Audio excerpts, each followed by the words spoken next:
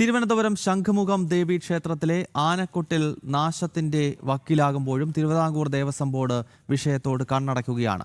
100 വർഷത്തിലേറെ പഴക്കമുള്ള ആനക്കൊട്ടിലിന്റെ കോൺക്രീറ്റ് പാളികളും മേൽക്കൂരയിലെ ഓടുകളും അടർന്നു വീഴുന്ന അവസ്ഥയിലാണ്. നിത്യേന നൂറുകണക്കിന് ഭക്തരും ജീവനക്കാരും എത്തുന്ന സ്ഥലത്ത് അപകട സാഹചര്യം ചൂണ്ടിക്കാണിക്കപ്പെട്ടിട്ടും നടപടിയുണ്ടാകുന്നില്ല.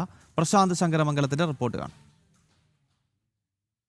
തിരുവിതാംകൂർ ദേവസ്വം ബോർഡിന് കീഴിലെ ശംഖുമുഖം ദേവീക്ഷേത്രമാണ്. ആ ക്ഷേത്രത്തിൻ്റെ നടപ്പന്തൽ ആനക്കൊട്ടിലാണ് ഇത്തരത്തിൽ അപകട ഭീഷണി ഉയർത്തി നിൽക്കുന്നത്. വലിയ രീതിയിൽ ഭക്തർക്ക് തന്നെ പ്രതിസന്ധി ഉയർത്തുന്ന നിലയിലാണ് ഈ ആനക്കൊട്ടിൽ. ഞാൻ നിൽക്കുന്നത് ആനക്കൊട്ടിലിന് മുമ്പിലാണ്.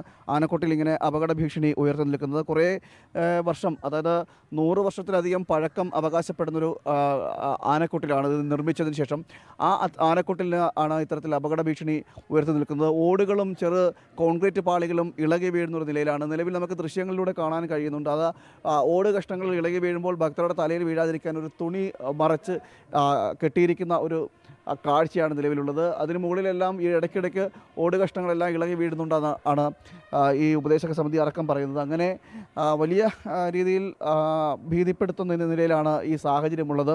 പലതവണ ദേവസ്വം ബോർഡ് അധികൃതരോട് ഇത് ഇക്കാര്യം അറിയിച്ചിരുന്നു. ഇതിൻ്റെ ഒരു നവീകരണ പ്രവർത്തനങ്ങൾ, പുനരുദ്ധാരണം അടക്കമുള്ള കാര്യങ്ങൾ നടത്തണമെന്ന് പറഞ്ഞെങ്കിൽ പോലും അത് ദേവസ്വം ബോർഡിൻ്റെ ഭാഗത്തു നിന്നും യാതൊരുവിധ ഇടപെടലും ഉണ്ടായില്ല. ഇതോടെ ഈ സ്ഥിതി ഇങ്ങനെ തുടരുന്നൊരു സാഹചര്യമാണുള്ളത്. ശംഖുമുഖം ദേവീക്ഷേത്രം എന്ന് പറയുന്നത് വലിയ പൈതൃകം അവകാശപ്പെടുന്ന ക്ഷേത്രമാണ്. ആറാട്ട് മണ്ഡപത്തോടൊക്കെ ചേർന്ന് കിടക്കുന്ന ക്ഷേത്രം. അങ്ങനെയുള്ള നൂറ്റാണ്ടുകൾ പഴക്കമുള്ള, ആയിരത്താണ്ട് പഴക്കമുള്ള ഒരു ക്ഷേത്രമാണ് ഈ ശംഖുമുഖം ദേവീക്ഷേത്രം എന്ന് പറയുന്നത്. ആ ക്ഷേത്രത്തിൻ്റെ ശ്രീകോവിലിനോട് തൊട്ടു മുമ്പിൽ കാണുന്ന ഈ ആനക്കൊട്ടിലാണ് ഇത്തരത്തിൽ ദുരവസ്ഥ നേരിടുന്നത്. പലതവണ പരാതി പറഞ്ഞെങ്കിൽ പോലും ആ പരാതി ദേവസ്വം അധികൃതർ കൂട്ടാക്കുന്നില്ല എന്നാണ് മനസ്സിലാക്കാൻ സാധിക്കുന്നത്.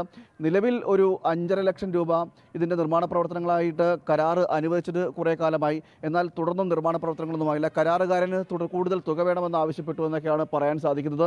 ഉപദേശക സമിതി അംഗങ്ങൾ സ്വന്തം നിലയ്ക്കെന്ന നിലയിലേക്ക് ബാക്കി കൂടുതൽ പൈസ കൂടി ഇട്ടുകൊണ്ട് നിർമ്മാണ പ്രവർത്തനങ്ങൾ നടത്താമെന്നൊരു കണ്ടീഷൻ മുന്നോട്ട് വെച്ചിരുന്നു. എന്നാൽ അതും ദേവസ്വം ബോർഡ് അംഗീകരിക്കുന്നില്ല എന്നാണ് ഈ ഉപദേശക സമിതിയും ആരോപിക്കുന്നത്.